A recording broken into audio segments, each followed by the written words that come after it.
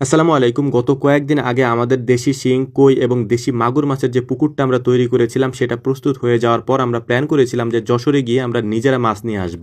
বাংলাদেশের সবথেকে বড় পোনা মাছের আড়ত হচ্ছে যশোরের চাষরাতে। যদিও আমাদের বিলে ছাড়া মাছগুলিও ওখান থেকে নিয়ে আসা হয়েছে, তবে সেদিন আমার যাওয়া হয়নি। একেবারে ভোর থেকে নিয়ে বেলা 12টা পর্যন্ত ওখানে এই মাছের বাজারটা বসে। তবে সবথেকে ভালো হয় যদি একেবারে সকালে যাওয়া যায় বা ভোরে যাওয়া যায়। এই জন্যই মূলত আমরা একেবারে ভোর রাতে রওনা দিয়েছি, যাতে করে খুব সকালে গিয়ে আমরা সেখানে পৌঁছাতে পারি। অর্থাৎ আমাদের এখান থেকে 2 থেকে আড়াই ঘন্টার মতো সময় লাগতে পারে ওখানে পর্যন্ত পৌঁছাতে। তো এই জন্যই মূলত আমরা একটু ভোরে ভোরে রওনা দিয়েছি বা ভোর রাতের দিকে রওনা দিয়েছি। আলহামদুলিল্লাহ 2 ঘন্টার মতো আমাদের সময় লেগেছে এখানে পৌঁছাতে। এখানে পৌঁছে তারপর আমরা নাস্তা করে নিচ্ছিলাম। এখান থেকে নাস্তা করে তারপর আমরা যাব হচ্ছে ওইখানে যেখানে মাছের আড়তটা মূলত বসে। এখানে আসার পরে রাস্তার দুই পাশ দিয়ে সারি সারি ভাবে মানুষজন বসে আছে মাছ নিয়ে। আমরা সেই মাছগুলি দেখতেছিলাম এবং আমাদের পছন্দের যে মাছগুলি আছে সেগুলি বাছাই করার চেষ্টা করছিলাম। আমরা মূলত এখান থেকে নিব হচ্ছে দেশি শিং মাছ, এর পাশাপাশি ভিয়েতনামি কই এবং আমরা কিছু দেশি মাগুর মাছ নিব। এই 3টা মাছই আমরা এখান থেকে দেখার চেষ্টা করছিলাম এবং পছন্দ করার চেষ্টা করছিলাম। এখানে আসার পর অনেক ভাইদের সাথে পরিচিত হলো, ওনাদের সাথে কথা বললাম, পরামর্শ নিলাম এবং পরামর্শ নিয়ে আমরা মাছগুলি দেখতেছিলাম। কারণ এটা একটা অবাক করার মতো কাণ্ড, যেহেতু আমাদের এরকম আগে পরে দেখা হয় নাই। এটার মূল একটা কারণ আছে, সেটা আমি আপনাদেরকে বলি। আমাদের এখান থেকে যখন আমরা মাছ কিনি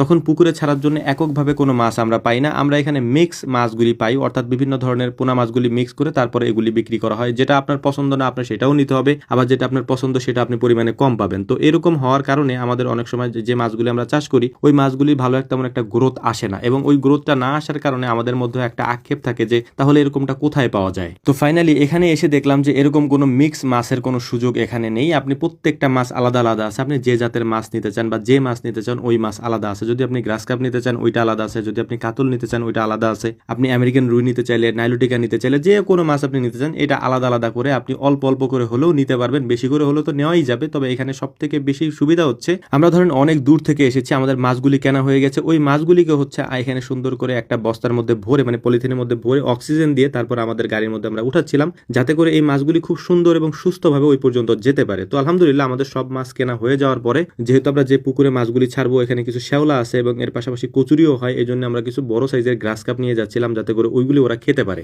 তো আলহামদুলিল্লাহ সমস্ত কাজগুলি শেষ করার পর আমরা যখন যাচ্ছিলাম তখন ইমন নাম করে এক ভাই দৌড়ে এসে আমাদের কিছু পোনা মাছ দিয়ে গেছেন, পাঙাশ মাছের কিছু পোনা গিফট হিসেবে। তো আমরা ওই মাছগুলিকেও অক্সিজেন দিয়ে তারপর আমাদের গাড়িতে তুলে নিয়েছি আলহামদুলিল্লাহ। ওখান থেকে আসার সময় খেয়াল করলাম যে হাল চাষ দেওয়া হচ্ছে, অর্থাৎ গরু দিয়ে তারপর মই দেওয়া হচ্ছে। এই জিনিসটা আমাদের এদিকে একেবারেই মানে বলা যায় যে বিরল একটা ব্যাপার, কারণ এটা অনেক আগে হয়তো আমাদের এখানে তো এখন হয়ই না। আর ধান চাষ যেহেতু আমাদের এদিকে হয় না, তাই দেখার জন্য নেমেছিলাম এবং সুন্দর করে আমরা দেখেছি আলহামদুলিল্লাহ। দীর্ঘ জার্নি করার পর আমরা মাছগুলি নিয়ে চলে এসেছি। মাছগুলিকে সুন্দর করে এখান থেকে নামিয়ে রাখছিলাম, কারণ গাড়ি থেকে নামিয়ে তারপর এখানে রেখে তারপর মূলত হচ্ছে আমরা পুকুরে ছাড়বো। একটা তাফাল বলি আমরা, এটার মধ্যে মাছগুলিকে প্রথমে ছেড়ে ও পরীক্ষা করতেছিলাম যে এর মধ্যে কোনো মাছ মারা গেছে কিনা।